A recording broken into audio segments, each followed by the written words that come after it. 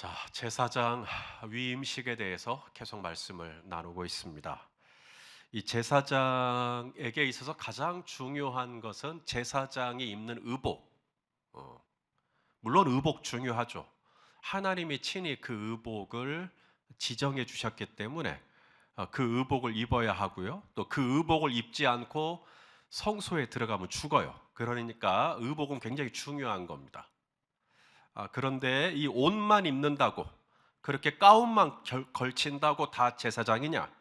그렇지 않다는 겁니다.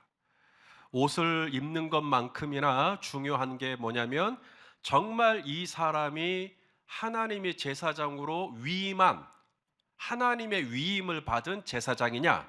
이게 굉장히 중요한 부분입니다. 제사장이 제사장 되기 위해 꼭 필요한 것 중에 하나가 하나님의 위임입니다. 하나님이 나를 제사장으로 위임해 주셔야 내가 제사장이 되는 거지, 내가 옷만 걸친다고 제사장이 되는 게 아니죠. 이스라엘이 광야를 지날 때 레위 자손 중에 한 사람이었던 고라가 이 아론이 대제사장 직분을 계속 수행하는 것에 대해서 불만을 가졌습니다. 당시 이 아론의 나이는 좋게 90세 이상은 되었을 것으로 추정을 하고, 이 아론이 나이가 그렇게 드셨는데 이 제사장 직분을 내려놓을 생각이 없어요.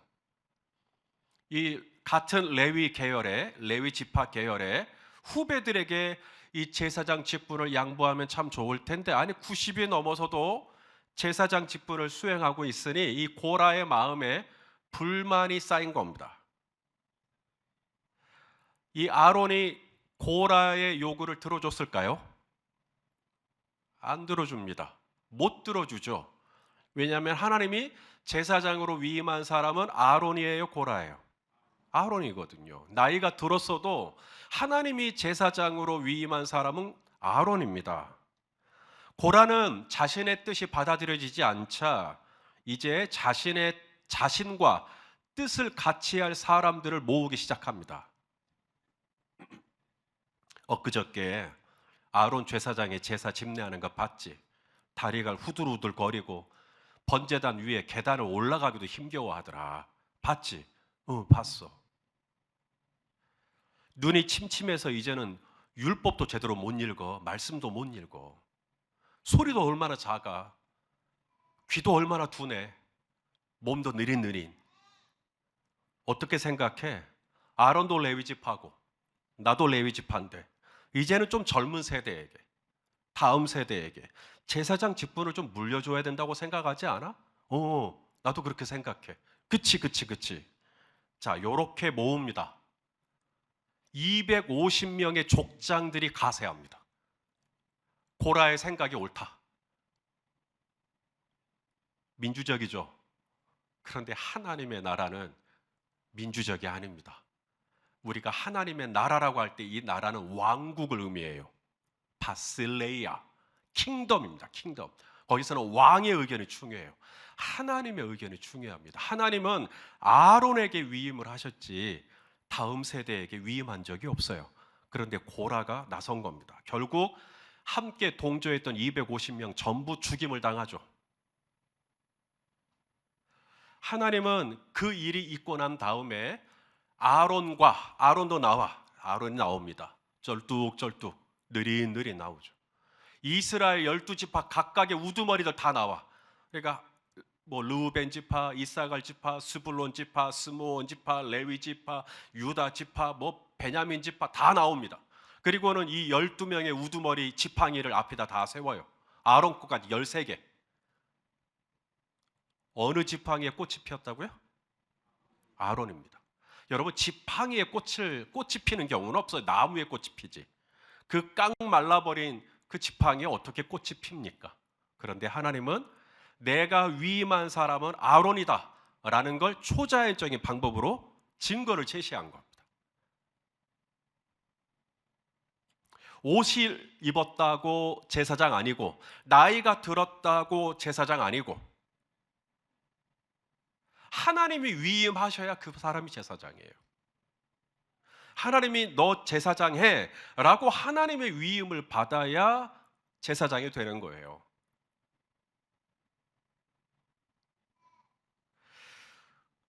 아론을 좋아하는 사람이 있을 것이고 아론을 탐탁치 않게 생각하는 사람도 있겠죠. 중요한 건 사람들의 생각이 아닙니다. 중요한 건 하나님이 아론을 제사장으로 위임했느냐, 이것만 확실하면 그 다음은 하나님이 아론을 다 지키십니다. 자, 그렇다면 이제 제사장으로서 이제 하나님의 위임을 받는 이 거룩한 예식을 행할 때 이 제사장 위임식에 소용되는 제물이 있어요. 제물. 이 제사장 위임식에 들어가는 제물이 뭐냐면 어린 숫소. 여기서 어린 숫소는 우리가 생각하는 이제 막 태어난 송아지가 아니라 최소 생후 1년, 길게는 생후 3년 정도 된 수소를 어린 수소라고 불러요. 그리고 순양 2마리가 필요하고요. 그 다음에 소제죠. 소제물로 드릴 무교병과 무교과자와 무교전병을 가지고 와라 라고 말씀하십니다.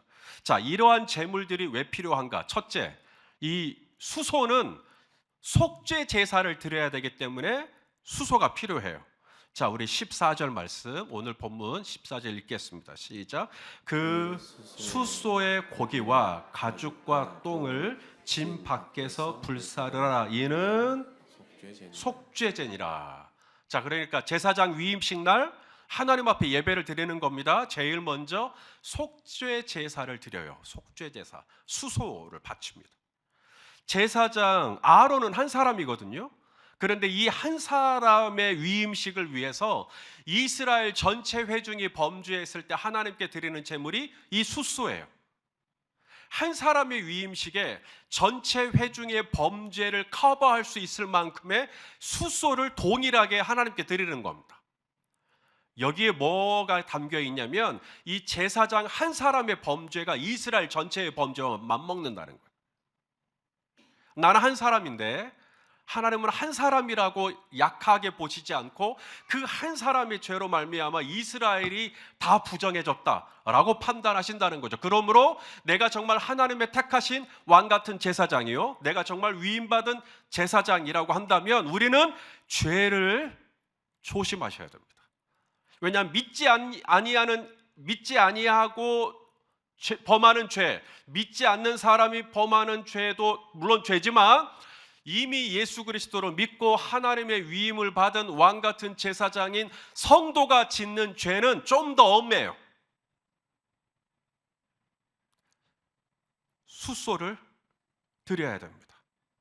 구약에서는 아론이 제사장이죠. 근데 신약에 와서는 성령 세대에서는 이제는 우리가 제사장입니다. 그러므로 내가 정말 위임받은 제사장으로서 내가 어떻게 살아야 되는가라고 할 때 우리는 죄를, 악은 어떤 모양이라도 버려라. 죄는 어떤 모양이라도 버릴 수 있어야 되는 이유가 뭐냐면 이 아론의 이 죄, 이 제사장이 짓는 죄, 성도가 짓는 죄는 믿지 아니하는 자들이 짓는 죄하고 질적으로 차이가 납니다. 역대하에 보면 믿지 않는 분들이 죄를 지었다고 하늘의 문이 닫히는 일은 없어요. 그런데 하나님의 이름으로 일컫는 백성이 죄를 지으면 하늘의 문을 닫아버리십니다. 비를 안 내려요. 그러니까 믿지 아니하는 자들의 죄보다 더 심한 건 나의 죄인 거죠. 나의 죄. TV를 보고 믿지 아니하는 자들의 그 음주운전이라든가 막 이런 걸 보면서 어떻게 저래! 라고 하지만 하나님 앞에서는 그보다 더 징한 게 나의 죄일 수 있어요. 내가 볼 때 손 목사 네 죄가 더 끔찍해. 자, 그래서 숫소를 가지고 오는 겁니다. 속죄 제사를 드려야 되니까. 그 다음에 이제 두 번째로 가지고 와야 될 게 뭐냐면 이제 순양입니다. 순양이 몇 마리가 필요하죠? 다시 보여드려요? 순양이 몇 마리가 필요하죠? 아론은 몇 사람인데요? 아론은 한 사람인데 그럼 순양 한 마리만 필요할 것 같은데 순양을 2마리를 가져오래요. 이유가 있겠죠. 자, 순양의 한 마리 한 마리당 용도가 달라요. 자, 속죄제가 있으면 이제 번제가 있겠죠. 순양 한 마리는 번제용입니다. 자, 우리 오늘 본문 18절 말씀을 읽겠습니다. 시작. 순양 전부를 제단 위에 불사르라. 이는 여호와께 드리는 번제요, 이는 향기로운 냄새니 여호와께 드리는 화제니라. 자, 이렇게 순양 두 마리 중에 한 마리는 무엇을 위해서? 예, 번제를 위해서. 번제를 위해서. 이제 숫소는 뭘 위해서? 속죄제를 위해서. 고마워요. 말 하나님 어떻게. 자, 순양 두 마리가 있는데 한 마리는 뭘 위해서? 번제를 위해서. 그럼 한 마리는 또 뭔가 있겠죠. 그 조금 이따 말씀드리고, 한 마리는 번제를 위해서. 번제는요 히브리어로 올라예요. 올라. 우리가 번제를 그 제단에서 다 태우면 연기가 올라가죠. 그래서 진짜로 히브리어로 올라예요. 올라. 그래서 이 번제는 제사를 드리는 사람의 몫이 있습니까? 없습니까? 번제는 없어요. 번제는 다 태웁니다. 가죽을 빼고 다 태워. 가죽까지 태우면 냄새가 지독하니까 잘 타지도 않고, 그래서 가죽은 벗겨서 남겨놓고 이제 나머지는 다 태워요. 전부 다 태웁니다. 그래서 이 번제를 이제 드리는 건데, 양을 잡아야죠. 이 양을 잡을 때 양의 머리에 이제 안수를 합니다. 안수를 하는 의미는 양을 축복하기 위함이 아니에요. 이 번제라고 하는 제사를 드리는 사람이 양의 머리에 안수를 하는 까닭은 내 죄를 이 양에게 전가하는 거예요. 이제 안수를 하잖아요. 그러면 이제 나는 죄가 없어요. 이제 이 양이 죄덩어리가 되는 거예요. 양이 내 죄덩어리. 그래서 양을 죽여야 돼요. 죄의 삭은 사망이니까. 그래서 양을 죽일 때 양을 제사장이 죽일까요? 아니면 제물을 가져온 사람이 죽일까요? 예, 제물을 가져온 사람이 죽입니다. 제사장이 안 죽여요. 그러면 이제 순양이니까 이 양을 데리고 위에 올려놔요. 그리고 제사장은 그 사람에게 죽이라고 칼을 줘요. 그러면 이제 칼을 들고 이제 순양을 죽여야 돼요. 제사장이 어디를 찔러야 빨리 죽는지를 가르쳐줘요. 이 목 어느 부위에. 그래서 여기를 바로 찌르셔야 됩니다. 그래야 죽습니다. 그러면 이제 그 사람이 칼을 가지고 제사장이 알려준 그 부위로 쿡 하고 찌릅니다. 그러면 이제 순양이 순간 꿈틀거리고 죽죠. 여러분, 이때 이 순양이 내 죄를 다 짊어지고 죽을 때 이 제물을, 이 순양을 가지고 온 사람이 마음이 어땠을까요? 너는 죽어 마땅해. 너는 내 죄를 위해서 당연히 죽어야지. 물론 그렇게 아무 감각 없이 번제를 드리러 온 사람도 있을 수도 있겠죠. 하지만 저는 대개의 경우에 자신이 데려온 순양 아닙니까? 내 순양이었잖아요. 내 양을 내가 죽이는 거예요. 저는 눈물을 흘리는 사람도 있었을 것 같아요. 여러분, 다윗이 그런 얘기를 한 적이 있어요. 양을 칠 때 사자나 곰이 와서 새끼 양을 움켜가면 쫓아가서 그 수염을 잡고 싸워서 그 이빨에서 새끼 양을 구한 적이 있다. 그런 얘기 한 적 있죠. 그러니까 이것은 다윗이 얼마나 용맹무쌍하냐, 다윗이 얼마나 사자와 곰과 잘 싸우냐를 얘기하는 게 아니라 그 안에 이 새끼 양 한 마리가 뭐라고, 이 새끼 양 한 마리를 향한 이스라엘 백성들의 정서가 그 안에 담겨 있는 거예요. 그 새끼 양 한 마리를 구하기 위해서 사자하고 곰하고 싸워요. 근데 그 새끼 양을 이제 내 죄 때문에 내가 죽이는 거잖아요. 자, 또 하나, 다윗이 밧세바하고 범죄를 했을 때 나단 선지자가 와서 예화를 하나 들어줍니다. 부자가 있는데 부자의 집에 양이 많아요. 그리고 옆에 가난한 사람이 사는데 양이 몇 마리래요? 한 마리요. 근데 이 부자의 집에 손님이 왔대요. 그러니까 부자가 자기 양이 아까워요, 안 아까워요? 아까워합니다. 부자인데도 자기 양을 아까워해요. 그래서 가난한 집에 사는 친딸처럼 여기는 그 양을 데려다가 죽여요. 그리고 손님을 대접했다는 거예요. 그러니까 다윗이 열을 내죠. 아니 어떻게 양을 죽이냐. 그러자 나단 선지자가 당신이 그 사람이다. 물론 이것은 다윗에 대한 이야기지만 양을 향한 이스라엘 백성들의 정서가 그 안에 담겨 있는 거예요. 양을 자기 딸처럼 생각한다니까요. 부자도 내 양이 아까울 정도로 양에 대한 애정이 있어요. 그런 마음을 가지고 우리 집에서 내가 이제 양을 길렀는데 양을 데리고 오는 겁니다. 그리고는 그 위에 올려놓고 내 죄를 이제 양에게 다 전가시키고 내 손으로 양의 목을 따는 거죠. 저는 엉엉 운 사람도 분명히 있었을 것 같아요. 미안하다 미안하다 하면서 엉엉 운 사람도 분명히 있었을 것 같아요.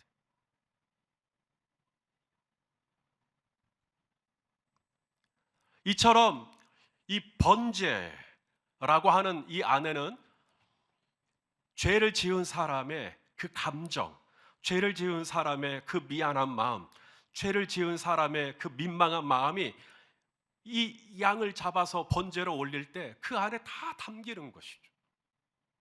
그래서 하나님은 양을 2마리를 가져오는데 하나는 번제를 위해서. 그런데 이 번제 안에는요, 내 죄를 속하는 번제만 있지 않아요. 이 번제 안에는 내 죄를 속하는 기능만 있는 게 아니라 내 죄와 상관없이 번제를 드려요. 이 이스라엘이 광야 생활을 할 때 아침과 저녁으로 매일같이 번제를 드려요. 그걸 상번제라고 합니다. 그 번제는 죄를 속하는 번제가 아니에요. 자, 아브라함에게 하나님이 내 아들 이삭을 번제로 바쳐라 그러죠. 네 아들 이삭을 번제로 바쳐라. 아브라함이 죄를 지어서요? 아니죠. 아브라함은 죄 지은 게 없어요. 그런데 번제로 바쳐라 라고 했단 말이죠. 그러므로 이 번제 안에는 내 죄를 속하는 기능도 있지만 동시에 하나님 앞에서의 나의 충성. 하나님, 제가 정말 하나님 좋아합니다. 제가 정말 하나님 사랑해요 라고 하는 나의 이 순수한 믿음을 표현하는 방법으로서 번제를 드리기도 해요. 이삭을 바치듯이. 그래서 번제 안에는 헌신, 충성 이런 것들이 들어가 있어요. 번제 안에. 자, 창세기 22장 12절. 결국은 아들을 번제로 바치려고 했던 아브라함에게 하셨던 말씀입니다. 읽어보시죠. 시작. 사자가 이르시되 그 아이에게 내 손을 대지 말라. 그에게 아무 일도 하지 말라. 내가 네 아들 내게 아끼지 아니하였으니 내가 이제야 내가 하나님을 경외하는 줄을 아노라. 그러니까 이 번제 안에는 하나님 나의 죄를 용서해 주세요도 있고요. 또 하나는 하나님, 저는 하나님을 경외합니다.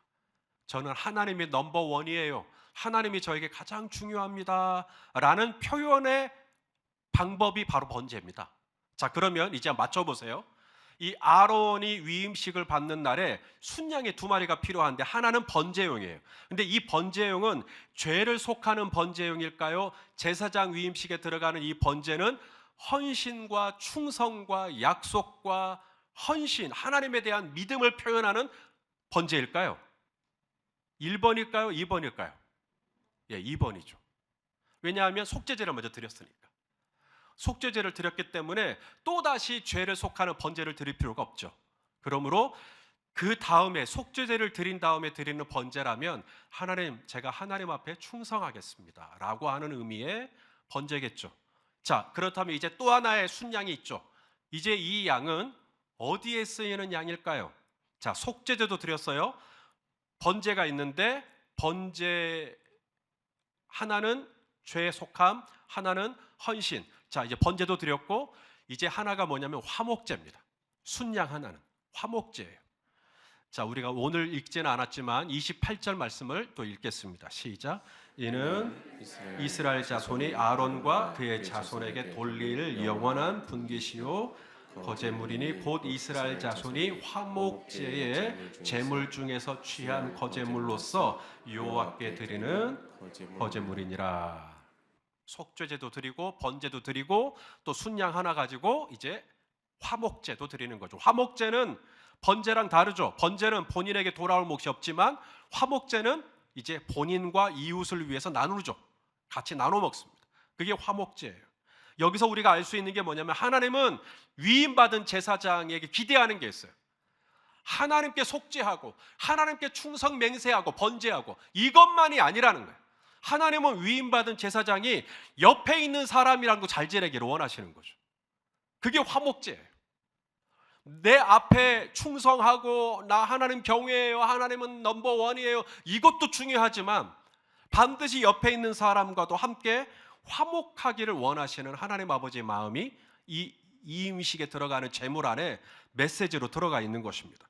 우리 마태복음 5장 23절 24절 읽겠습니다. 시작. 그러므로 예물을 제단에 드리려다가 거기서 내 형제에게 원망 들을 만한 일이 있는 것이 생각나거든 예물을 앞에 두고 먼저 가서 형제와 화목하고 그 후에 와서 예물을 드려라. 우리 하나님께 예물 드리는 거, 예배하는 거 얼마나 중요해요. 그런데 하나님은 내가 하나님을 예배하는 것도 중요하지만 옆에 있는 사람하고 잘 지내는 것도 굉장히 중요한 부분입니다. 내가 정말 위임받은 제사장인가? 라고 할 때 하나님은 로마서 말씀에 할 수만 있거든 모든 사람과 더불어 화목해라 라고 말씀하시죠. 왜? 내가 제사장이니까. 그러니까 옆 사람이랑 옆에 있는 분에게 잘 지내봅시다. 예. 어째 김영규 집사님 안 하시는 것 같은데요? 예? 우리 주미진 집사님한테 아까 감자 잘 드시더만 두 분이. 예. 자, 한번 이야기 한번 해주세요. 나보고 하지 말고 둘이 보고 하시라니까요.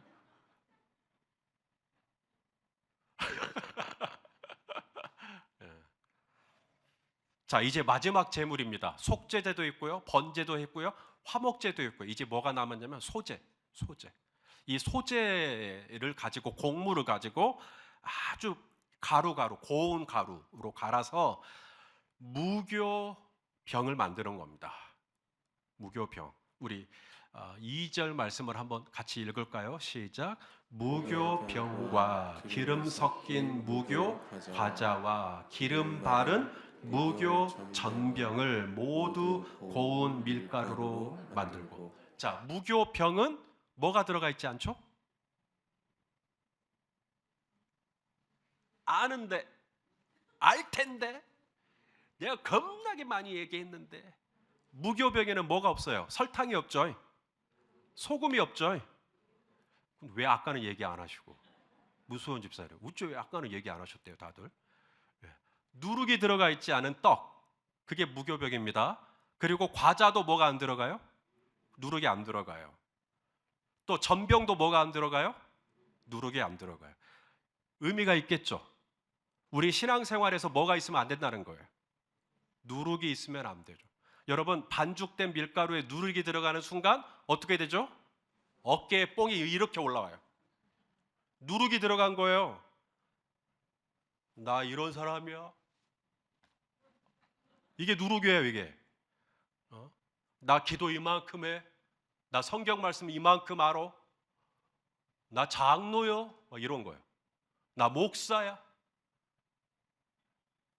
그런 분 없지만 그런 거 다 빼셔야 됩니다. 그게 누룩이에요. 누룩이란 뭐냐면 실제는 그게 아닌데 이만큼 된 것처럼 뻥튀기 한 거죠. 그게 다 누룩입니다. 나는 진짜 죄인인데 거룩한 의인인 척 하는 거죠. 예수님 당시에 누가 그랬죠? 바리새인들, 또 서기관들, 막 이런 사람들. 그래서 예수님이 누구의 누룩을 조심하라 그래요? 바리새인의 누룩이요. 자, 우리 읽어보시죠. 마태복음 16장 11절 시작. 어찌 내 말한 것이 떡에 관함이 아닌 줄을 깨닫지 못하느냐? 오직 바리새인과 사두개인들의 누룩을 주의해라. 바리새인의, 사두개인의 이 누룩이 어땠는데요? 이분들 기도할 때 어디서 기도하죠? 골방에서 기도하나요? 시장에서 기도하나요? 시장에서요. 아니, 그 시끌벅적한 시장에서 왜 기도를 하죠? 구제를 했어요. 구제를 하고 나서 나팔을 불어야 안 불어요? 나팔 불었어요, 바리새인들은. 나 구제했다, 나 이만큼 헌금했다. 그 다 누룩이에요. 성경 말씀을 본인이 얼마나 있는지 이마, 손목, 뭐 줄줄이 율법을 다 달아왔어. 그리고는 내가 이만큼 성경 안다, 나 히브리어로 구약을 달달달 외울 수 있다. 그게 다 누룩이에요. 사두개인들의 누룩, 바리새인들의 누룩. 제사장으로 위임받잖아요. 여러분, 여기에는 황금패가 있어요. 여호와께 성결. 옷은 겉옷과 에봇과 또 12보석이 담겨있는 흉패와 얼마나 의리의리해요. 그런데 하나님은 네가 그렇게 의리의리한 옷을 입더라도 너는 누룩을 다 빼야 된다는 거죠. 절대 폼 잡지 말라는 거죠. 절대로 의시되지 말라는 얘기입니다. 하나님 앞에서 겸손해야 된다는 거예요. 누룩을 뺀 떡, 누룩을 뺀 과자, 누룩을 뺀 전병, 이걸 다 갈아요. 그래서 소재로 드리는 겁니다.